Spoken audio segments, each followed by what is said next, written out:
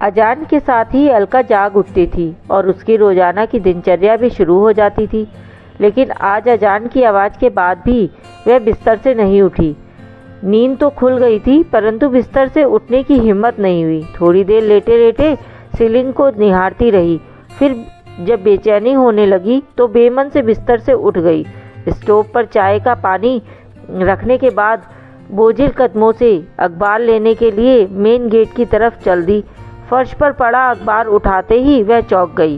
पास ही एक सफ़ेद रंग का बंद लिफाफा पड़ा था। लिफाफे पर लिखा था, सिर्फ अलका दीदी को मिले। आगे पीछे न कोई नाम न कोई पता, डाकघर की सील भी नहीं थी। इतना तो तय था कि कोई व्यक्ति खुद यहाँ लिफाफा डालकर गया है, लेकिन कौन और क्यों, इसी उधेड़बुन में जिज्ञासा हुई और तुरंत लिफाफा खोलकर देखा तो एक चिट्ठी रखी मिली। चिट्ठी हाथ में लेकर कुछ पल सोचती रही कि पढ़ूं या फेंक दूं। न जाने किसने लिखी है और इस तरह रहस्यमय तरीके से चिट्ठी भेजने का मतलब क्या। बिना पढ़े फेंक दी तो हजारों सवाल जहन में कोलाहल मचाते रहेंगे। एक झटके में उसने चिट्ठी खोलकर पढ़ना शुरू कर दी। प्यारी दीदी, नमस्कार। मैं ही वो बदनसीब चोर हूँ जिसने 3 दिन पहले आपके घर में सेंध मारी कर लाखों रुपए की नकदी और सोना चांदी के आभूषण पर हाथ साफ किया है। अलका को काटो तो खून नहीं। पहली लाइन पढ़ते ही अलका का चेहरा गुस्से से तमतमा गया। पिछले 3 दिनों के दौरान हुआ घटनाक्रम तेजी से उसकी आंखों के सामने घूमने लगा। मैं जानता हूँ मेरा यह इकबाल जुर्म आपके गुस्से को 7वें आसमान पर ले जाएगा और थोड़ी हैरानी भी होगी कि एक चोर आपको चिट्ठी लिखने की हिम्मत कर रहा है। आपको गुस्सा होना बेहद लाजमी है। आपके जीवन भर की जमा पूंजी चुराकर मैंने आपके और आपके परिवार के हर सदस्य के सपनों का हरण किया है। कल यानी घटना के अगले दिन आपके घर में हुई चोरी की खबर अखबार में पढ़ी तो बड़ी शर्मिंदगी महसूस हुई। अफसोस भी बहुत हुआ। मेरी इस करतूत से आपकी शादी निरस्त हो गई, जो अगले महीने होना तय थी। ऐसा लगा मानो जिस बहन की शादी का सपना मैं बरसों से देख रहा था, आज उसी बहन का नया संसार बसने से पहले खुद अपने ही हाथों से उजाड़ दिया। जी हाँ अलका दीदी, मेरी एक बड़ी बहन है दिशा।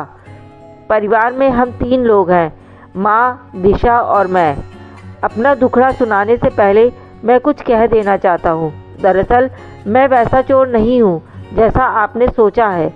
अपने ऐशो आराम या मेहनत से बचने के लिए मैंने ऐसा शर्मनाक और गैरकानूनी कृत्य नहीं किया है।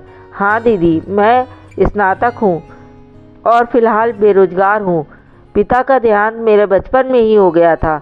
माँ ने सिलाई कढ़ाई और घरों में काम कर हम दोनों भाई बहन का लालन पालन किया और माँ के बलिदान व जुनून की बदौलत ही हम दोनों स्नातक तक पढ़ाई कर सके। फिलहाल किसी छोटी मोटी नौकरी की तलाश में हैं, लेकिन काफ़ी चप्पलें घिसने के बाद भी नौकरी से महरूम हूँ। बड़ी बहन की उम्र शादी के लायक हो चुकी है। उसकी आंखों में शादी को लेकर सजने वाले सपने मुझे साफ नज़र आते हैं, लेकिन घर की आर्थिक स्थिति के चलते वह खामोशी धारण किए हुए हैं।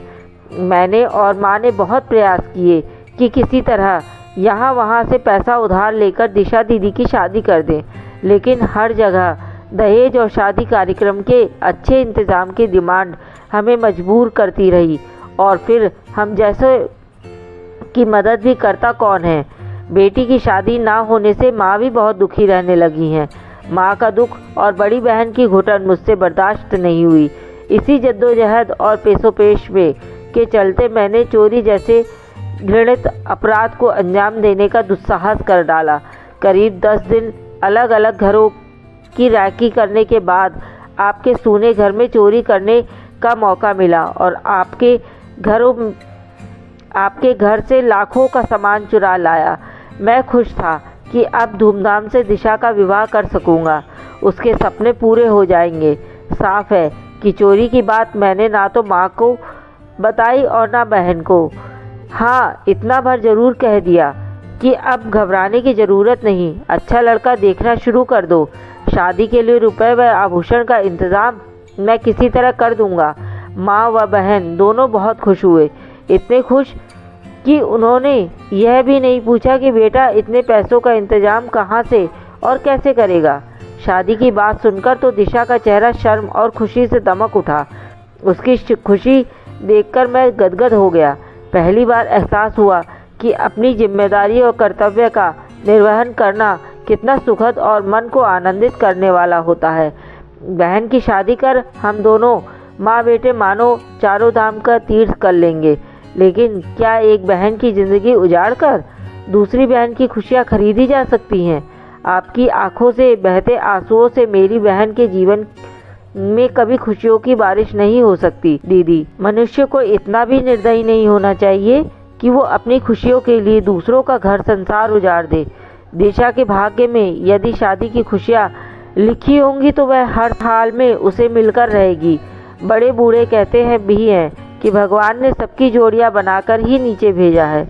मैंने सोच लिया था कि आपके सारे रुपए और एक एक आभूषण आपको लौटा दूंगा। कल दिन भर चिंतन मनन करने के बाद मैंने सामान लौटाने का यह तरीका अपनाया है ताकि आपसे क्षमा याचना भी कर सकूं। हो सके तो मुझे माफ़ कर देना दीदी।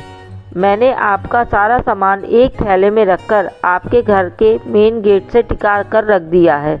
जब तक आप सामान नहीं उठाएंगी मेरी नज़र उस पर जमी रहेगी ताकि कोई उस सामान को चुरा न ले। एक साथ कई तरह के भाव अलका के चेहरे पर आकर धमा चौकड़ी करने लगे। चिट्ठी हाथ में दबाए वह बहुत तेज़ी से दरवाजे की ओर दौड़ी। एक झटके से दरवाज़ा खोला, थैला वहाँ रखा था। जल्दी से थैला उठाकर वो अंदर ले आई। एकदम से बिस्तर पर पलट दिया। नोटों की सभी गड्डियाँ और एक एक जेवर सही सलामत थे। उसकी आंखों से आंसू और होठों पर मुस्कुराहट थिरक उठी। अलका ने सारे पैसे और जेवर अपने दोनों हाथों में समेटकर चेहरे से लगा लिए। फिर अचानक उसे चिट्ठी का ख्याल आया और एक बार फिर अचानक वह दरवाजे की ओर दौड़ पड़ी। दरवाज़ा खोलकर उसने चारों तरफ नज़र फिराकर देखा। सूनी सड़क पर कोई भी नहीं था। चिट्ठी अभी पूर्ण नहीं हुई थी। आगे लिखा था, एक गुजारिश है दीदी, इंसानियत व कानून दोनों ही नज़रों से मैंने ऐसे अपराध को अंजाम दिया है और उसकी सज़ा भी कानून में तय है। एक ना एक दिन कानून के लंबे हाथ मुझ तक पहुंच जाएंगे। मेरे जेल जाने के बाद माँ और दिशा की ज़िंदगी बर्बाद हो जाने का पूरा अंदेशा है। अतः मैं चाहता हूँ कि पुलिस में दर्ज चोरी का मुकदमा आप वापस ले लें ताकि मैं पूरी तरह से बेफिक्र होकर अपनी माँ व बहन की सेवा कर सकूँ, उनका सहारा बन सकूँ। नमस्कार। अलका ने फौरन अपनी माँ व अन्य परिजनों को जगाकर सारा किस्सा सुनाया। उनके सामने जेवर व रुपए रख दिए। माँ को तो खुशी के मारे रो रो कर बुरा हाल हो गया। सभी ने भगवान का लाख लाख शुक्र अदा किया और ईमानदार चोर की इंसानियत पर अलका ने मशरूका वापस मिलने की जानकारी पुलिस को देकर अपनी FIR भी वापस ले ली।